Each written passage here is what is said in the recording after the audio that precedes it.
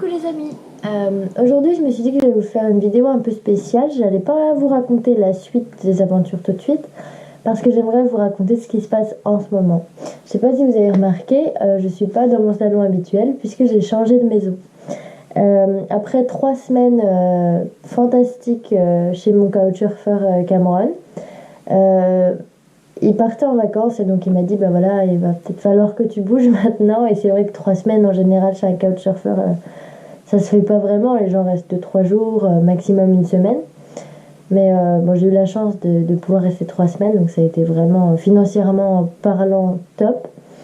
Et donc pour la suite, j'avais trouvé un nouveau couchsurfer, donc je m'étais dit c'est fantastique.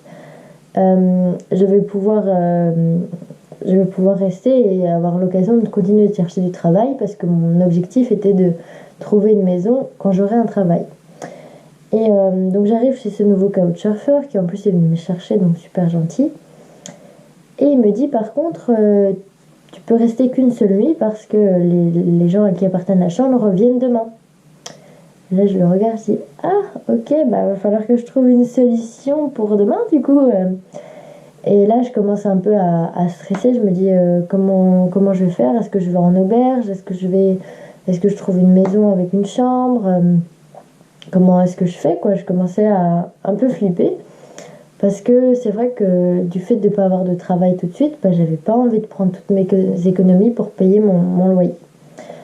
Donc je réfléchis, je vois que les prix en auberge reviennent quasiment au même à la semaine que avoir sa propre chambre dans une maison. Donc le choix était très très vite fait. J'ai commencé à chercher donc une chambre dans une maison. Je la voulais au centre-ville, donc c'était un critère qui était assez difficile. Il n'y avait pas beaucoup de choix. Et j'en avais trouvé 3 ou 4 qui m'intéressaient, donc j'ai envoyé des mails le soir même. Et le lendemain, j'ai eu une réponse pour visiter une première maison, donc j'y suis allée. Bon, quand je suis arrivée, j'étais là, je n'ai pas vraiment envie de vivre ici, mais c'était la seule qui m'avait répondu, donc je me suis dit pour l'instant, on va visiter. C'était un tout petit peu en dehors du centre-ville. La maison n'était pas très chaleureuse, ni d'intérieur ni d'extérieur. Les gens qui y vivaient apparemment, ils sont tout le temps dans leur chambre, donc c'est vrai que c'est pas ce que je recherchais. Mais c'était moins cher que ceux qui sont au centre-ville et il m'avait répondu. Donc j'ai demandé au propriétaire si c'était possible de pouvoir rester une seule semaine pour comme ça j'ai le temps de chercher une autre chambre au centre-ville. Donc très gentil, il m'a dit oui, pas de souci, il m'a donné les clés. Et je suis retournée chez mon couchsurfer pour faire mon sac. Et j'ai eu une réponse d'une autre maison. Et celle-là était ma favorite, quoi. Vraiment, elle me plaisait bien. Vu les photos, l'emplacement était pile parfait au centre-ville comme je voulais. Du coup, c'est vrai que je me dis, bon, allez, je vais visiter. Et à l'instant, je suis rentrée, je savais que j'allais la prendre. Elle est super grande. Il y a 9 chambres. Un petit jardin avec un citronnier, un hamac, quoi. Bref, trop mignon. On est 10 colocs en tout avec plus de 8 nationalités, donc je trouve ça vraiment fantastique. Et les gens sont adorables, on passe du temps ensemble. C'est vrai que tout le monde travaille, donc chacun a des horaires différents, donc on se voit pas tous les jours. Mais c'était quand? C'était hier, avant-hier soir, vu que c'était un jour férié hier. Beaucoup de gens ne travaillaient pas et du coup on a passé une bonne soirée ensemble, c'était vraiment top.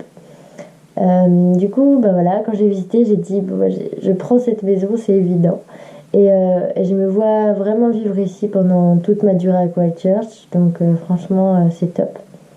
Maintenant, il me manque plus que le travail. J'ai encore fait mes recherches aujourd'hui.